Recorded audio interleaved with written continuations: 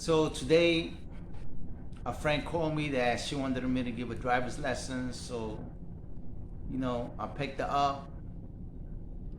We got her car. So I started giving her, lessons. I took her to another location where there's less traffic, but it's like a market place, with a lot of trucks, a lot of business cars go in and out. But it's good to drive over there because it's known that people go over there to, learn how to drive and practice. They've been trucks out there that they practice how to park, how to go inside between two division parallel parking but with cones. So I was taking her to drive and all that. So then she came out explaining to me that she wanted to pay fully a car, that she wanted to pay cash. I said, no, it doesn't work like that, because when you finance a car, you finance it on a contract on a month-to-month payment. So if you pay your payments early, the dealership is gonna charge you a prepayment penalty charge. And that prepayment penalty charge is gonna be double the interest that they were supposed to charge you, since you're not paying the actual interest. That it might go up, because interest rate always go up, they don't go down. And it also depends what you got, a fixed rate or variable rate. That goes, variable goes, fluctuates, and fixed rate just stays the same. It doesn't matter if you pay a 7% and it stays 7%. Even as it goes down, you still pay 7%. But as it goes higher than 7%, you still pay 7%.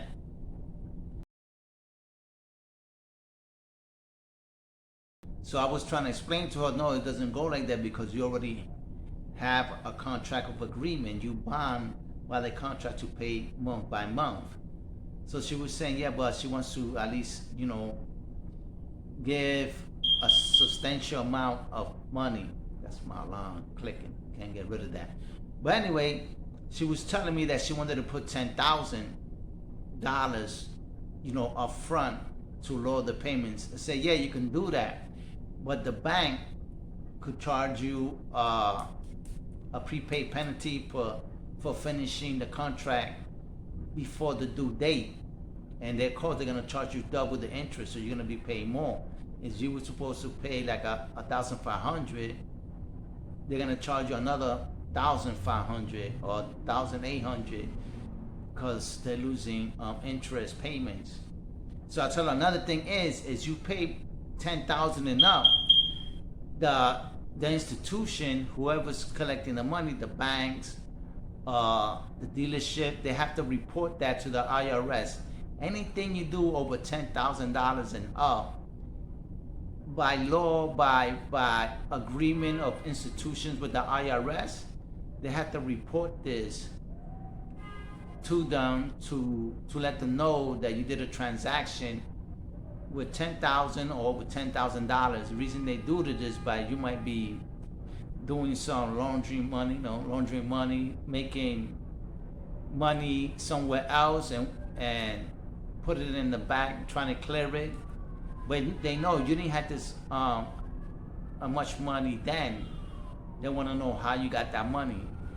$10,000 in one shot, then you come back and you put another $10,000. I tell them, no, that's not gonna work like that, because by law they have to report it, and then they're gonna investigate you from where did you get that $10,000.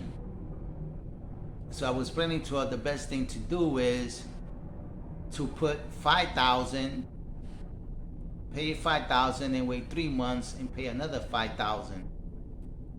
Because there, $5,000 is, it's probably nothing. You got it, work or whatever. Even though $5,000, I don't know if people could earn that within the month, but $5,000 is not an issue to them. So they probably want to investigate that. I'm gonna say probably, because the IRS can do whatever they want in the institutions with agreements. So it's up to you what you want to do, but the best solution I gave up is to deposit the money, because she says she has hard cash. That means she has it on hand, because she says she saves it for emergencies and all that. but she wants to pay off the car. I said, no, but you can't do it like that because you're gonna get in trouble. You know, they're gonna investigate you and ask you questions, and you, no matter if you wrote it, whoever got it, they're gonna ask you from where you got that money. So I tell her, listen, just put the money in and pay it out of your account automatically. Every time they deduct the $5,000, you come in within 2 months or 3. Put your other $5,000 inside and pay it, or just pay it automatically. I said, make a payment automatically to the dealership, say, to take it out of your bank like that. You don't have to deal with it sending checks all the time. But it doesn't matter by law. Anybody that has a bank account and puts in $10,000, to them it doesn't matter. It's a red flag. They have to report it to the IRS, and the IRS is gonna look into it. How did you get that money? Doesn't matter, it's in taxes. You gotta show that it wasn't in a tax, or you had that money for a long time. You just gotta remember, because then they're gonna go for the story. They're gonna investigate that, and then they're probably gonna tax you for that. You know, you're gonna get in a whole lot of trouble that you don't need to. So I tell her, just put it in your bank and make it a monthly installments. So that's what I was telling her, because she wanted to pay $10,000 ahead of time, and then another $10,000 in the next month. I said, listen, you're gonna get in big trouble, because that's already $20,000 within months apart. They're gonna ask you, how did you get $20,000 that so fast? You know, for that you should have bought the car. But even though, that's why car dealership doesn't accept that kind of amount of cash deposit, unless you know you have it already and your a check from the IRS to send you for a refund. You know, a tax refund is okay, but if you already exchanged it and you got it in hand, you have to prove it. So she thinks that the husband was wrong for not doing it. I said, no, he's right. You know, because I checked it out. So there's countries that if you go in with $10,000 hand cash, they have the right to confiscate that money. Well, I don't know if they're gonna give it to you back, because they say confiscation and they don't explain the terms of confiscate, because confiscate just means to take away. But you don't know if they're gonna keep it permanently for themselves. I don't know, write your receipt, so it's gonna be hard for you to prove that they took out $10,000 if you don't have no written proof that you had $10,000. So you have to be careful when you go to deposit banks, or you go to other countries with that substantial amount of money. So that's what I was explaining to them. Your husband is right. Don't receive $10,000 in hand and just go pay it or put it in your bank account, because they're gonna ask questions. How did you acquire that $10,000? Yeah, another thing, most dealerships are not gonna tell you, because you know you got to know this. You have to read the contract. Most people never read the contract like me. When I bought a car, you know, I just signed the contract. Then I was reading, there was all kinds of fees that I didn't even know that they were there. That's why the car went up so high. It went from $12,000 all over to $6,000 plus interest and charge. It was crazy. I was paying more for an old car than a new car. You know, because I bought 2 cars, but in different years. But I bought a 2006 and then a 2003. You know, like that. Not at the same time, but in different. After I finished with my 2006, I got a 2003 Toyota. But as I was reading the contract, it has a lot of charges that I didn't even know they existed, because then they told me they were just reading, adding up, and I just signed the contract. Then I started reading it. It was a whole bunch of stuff there, but it was too late because I already signed the contract. But that's the whole point, people. Do not pay your car that you're financing ahead of time, because you're on the contract, and then they're gonna tell you this. So as you pay it in full, you wrote their contracts. You agreed to pay month to month. So they're gonna charge you a prepayment penalty, and that's gonna be double the interest that you had to pay recent before you pay that in full. So they're gonna charge you double, right? So if you're gonna pay $1,500 in interest throughout that that contract years, they're gonna charge you maybe another 1,800. So it's gonna be double, right?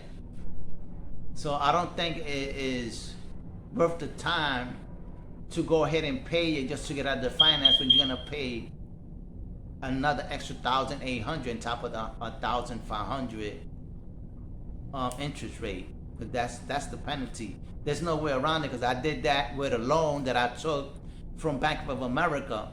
As I remember, I paid the loan early, and he added, okay, you finished, and he charged me another fee. I said, well, you charge him another fee when I just finished paying it.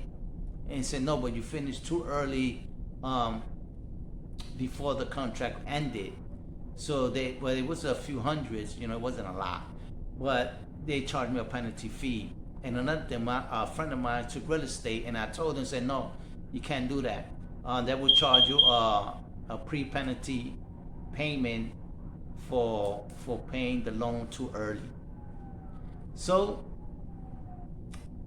that's my information to you. If you took out a loan and you pay it faster than the contract says, you're gonna get a prepaid penalty charge, and nobody wants to pay extra.